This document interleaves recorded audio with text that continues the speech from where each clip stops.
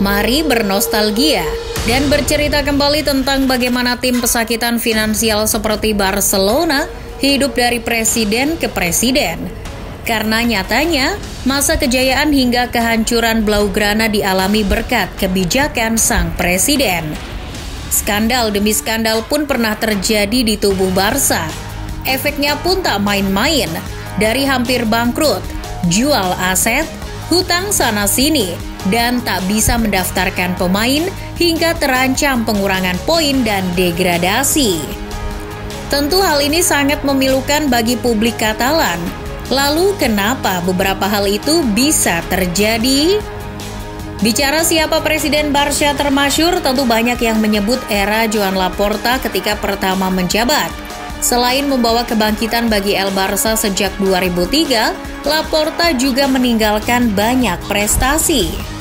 Brand Barcelona dengan permainan indah ala tiki-taka bersama Pep Guardiola juga ditorehkan pada masanya. La Masia pun disorot kesuksesannya ketika era pemerintahannya. Laporta yang memimpin Barca dari tahun 2003 akhirnya melepaskan kepemimpinan periode berikutnya pada tahun 2010. Ia beralasan ingin fokus untuk terjun di dunia politik ketika itu. Ia juga tidak mencalonkan diri lagi di kontestasi. Nah, sejak itulah kursi panas orang nomor 1 di Barcelona diperebutkan. Muncullah beberapa calon dan yang terkuat adalah Sandro Rosell. Namun tunggu dulu, siapa sih Rosell ini? Ya, dia adalah aktor kunci dalam kemenangan Laporta naik ke kursi presiden klub pada 2003 silam dengan menggantikan Joan Gaspart. Ibarat besti, Laporta akhirnya mengangkat Rosell menjadi wakil presiden. Namun background persahabatan mereka yang bagai kepompong itu lambat laun ternyata hanyalah sebuah kedok. Nyatanya di tahun 2005 terjadi friksi besar antara keduanya. Rosell yang tak sejalan dengan arah kebijakan Laporta akhirnya mengundurkan diri. Rosell ketika itu tidak sendirian mengundurkan diri. Ia mundur bersama Josep Maria Bartomeu. Siapa pula Bartomeu ini? Ini sama halnya dengan Rosell sebagai tim pemenangan Laporta ketika naik jadi presiden pada 2003 silam. Bartomeu ketika itu akhirnya diganjar posisi penting di divisi Barcelona bidang bola basket. Namun karena berselisih paham juga dengan Laporta, ia akhirnya juga mundur pada 2005. Dari cerita tersebut, singkatnya di 2010 akhirnya terpilihlah Sandro Rosell sebagai presiden Barca dan wakilnya adalah Bartomeu. Di balik pemenangan itu ternyata terungkap bahwa para gerbong yang tak sejalan dengan Laporta pada 2005 lalu itu adalah aktor dari sebuah persekongkolan jahat untuk menikam Laporta. Rosell dan Bartomeu adalah satu kongsi yang memimpin Barca pasca Laporta. Barca makin komersial di bawah Rosell. Barca dijadikan ajang untuk memutar uang baginya. Di bawah Rosell inilah Barca mulai menerima sponsor komersial dari luar, yakni Qatar Airways. Pep Guardiola pun minggat dari Camp Nou juga pada masanya. Ia pula yang menunjuk pelatih macam Gerardo Tata Martino. Masa kepemimpinan Rosell pun akhirnya tak berlangsung lama. Ia dipaksa berakhir pada Januari 2014.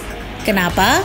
Ya, ia tersandung skandal besar yakni pencucian uang dari saga transfer Neymar. Rosell pun sempat diteror pembunuhan oleh sekelompok orang bersenjata yang tak dikenal. Akhirnya, ia benar-benar meletakkan kursi kepemimpinannya dan mengangkat wakilnya Bartomeu sebagai presiden berikutnya di 2014 tanpa mengadakan pemilihan presiden. Penunjukan Bartomeu tanpa pemilihan umum itu pun banyak mengundang kontroversi. Selang beberapa lama pada 2015, Rosell pun akhirnya dihadiahi baju tahanan. Ia menjadi pesakitan setelah ditangkap polisi dan dipenjara oleh polisi Spanyol atas skandal besar tersebut. Bartomeu pada awal kepemimpinannya sempat menyelenggarakan pemilu presiden di 2015. Laporta pun akhirnya turun gunung untuk membalaskan dendamnya dengan cara ikut bursa calon presiden. Namun apa daya, saat itu ia kalah dari Bartomeu. Nah, sejak dipegang Bartomeu inilah nasib Barca makin tak karuan. Tak cuma kasus kriminal, melainkan klubnya pun dibuat menderita dengan segala dosa-dosanya selama menjabat dari 2015 hingga 2020. Dosa pertamanya adalah ketika ia memutus kontrak sponsor dengan Qatar Airways. Usai putus kontrak, alih-alih berniat untuk kembali bekerja sama, pihak Qatar Airways yang sudah nggak mau. Dosa kedua yang tak kalah berimbas besar pada Barca adalah pembelian pemain yang jor-joran namun jauh dari kata sukses. Bartomeu berfoya-foya dengan mendatangkan banyak pemain macam Dean, Yerry Mina, Arturo Vidal, Paco Alcácer, Andre Gomes, Umtiti, Lenglet, Malcolm, Semedo, Emerson Royal, Paulinho, dan masih banyak lagi. Alih-alih sukses dan banyak prestasi, para pemain itu malah tak sesuai harapan. Sudah dibelinya mahal, jumlah gajinya pun selangit. Tak hanya para pemain yang dibeli tadi, pemain lama macam Alba, Pique, Busquets pun gajinya melonjak tinggi. Hal itulah yang membuat Barca mempunyai tagihan gaji tertinggi di Eropa. Alhasil, Barca akhirnya kesulitan membayar gaji para pemainnya saat pandemi menerpa.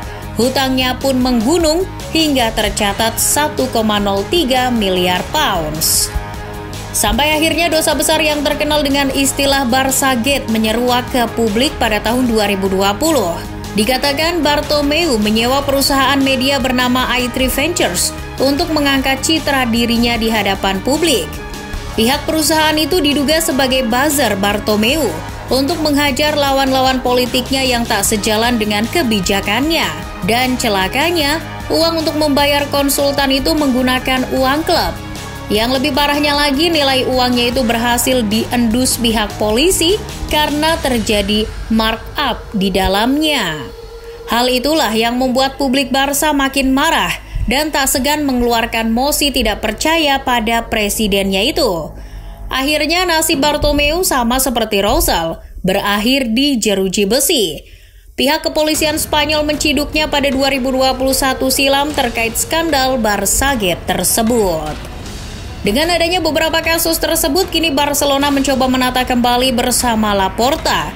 Belum sepenuhnya selesai warisan masalah pelik itu, Barca yang sedang on fire kini diganggu lagi dengan skandal baru. Skandal itu tak lain juga terkait Bartomeu. Menurut Cadena SER, Barca di periode tahun 2016 hingga 2018 diduga menyuap mantan wakil presiden Komite Teknik Wasit Enrique Negreira sebesar 1,4 juta euro. Pihak Barca pun menampik akan hal itu. Cadena SER juga mengatakan pihak terduga penerima suap, Enrique Negreira, sudah angkat bicara. Ia mengatakan bahwa tak pernah membela Barca satu kali pun dalam keputusan maupun penunjukan wasit. Terlepas dari ancaman kasus yang beredar itu, Barca tetaplah was-was.